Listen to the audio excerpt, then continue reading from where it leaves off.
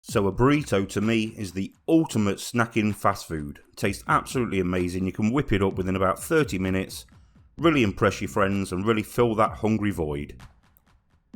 To start with, I've got a pan with some olive oil. We're going to go in with 1 red pepper, 1 white onion and 3 cloves of garlic, all finely diced up. You want to fry those off so that they start to soften. And then we're going to add some seasoning. Some salt and some pepper will really bring out the sweetness of these vegetables. Give that a really good mix together. Once the vegetables have softened right down, I'm adding 500 grams of 15% fat minced beef.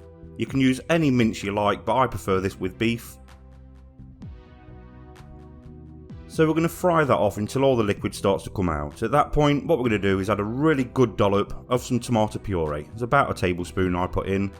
I find a tablespoon is perfect for the amount of mince that's in there, but this does hold the body to the flavour of the dish, so add as much or little as you like.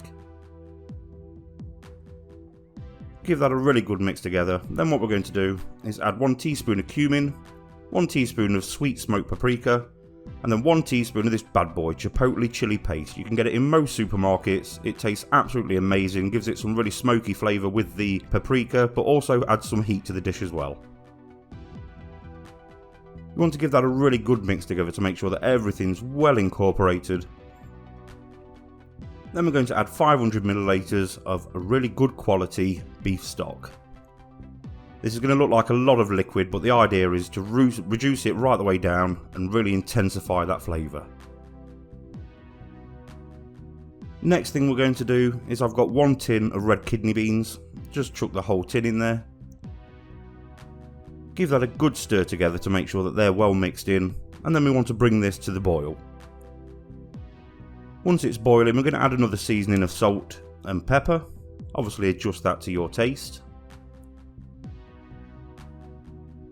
Then once the whole sauce has reduced down, it's going to take about 15-20 minutes, but you want it to reduce by at least half.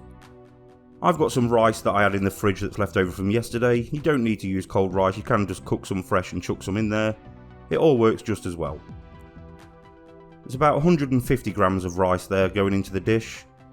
And what's going to happen is that rice, as it heats through, is going to soak up all that beautiful flavour of that sauce that's in the bottom. This tastes absolutely delicious, guys. So the next bit, we've got to build our burrito. Now guys, trust me, I am not very good at this part. I'll try my best, I'll give it my best shot. There is loads of videos that show you how to wrap a perfect burrito, but you know, rustic's better, just chuck it all in and hope for the best. So you want 1 spoon of your rice mixture. Now at this point you could add anything you like, guacamole, bit of sour cream, some fresh chilies. All I do is just put 1 teaspoon of a nice fresh salsa over the top. This is quite a spicy salsa. Finish that off with some grated mature cheddar. Again, you can use any cheese you like. And this is where the fun starts. So what I try to do here is obviously turn the sides in first. Once your sides are all in, you want to try and fold up the bottom. The idea of this is to get it as tight as you humanly possibly can. So make sure it's all nice and tight in there, and then give it a nice confident good wrap over.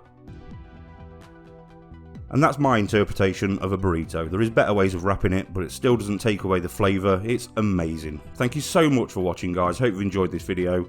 Please subscribe to my channel to become part of the family, and I will see you guys in my next video. Thanks for watching.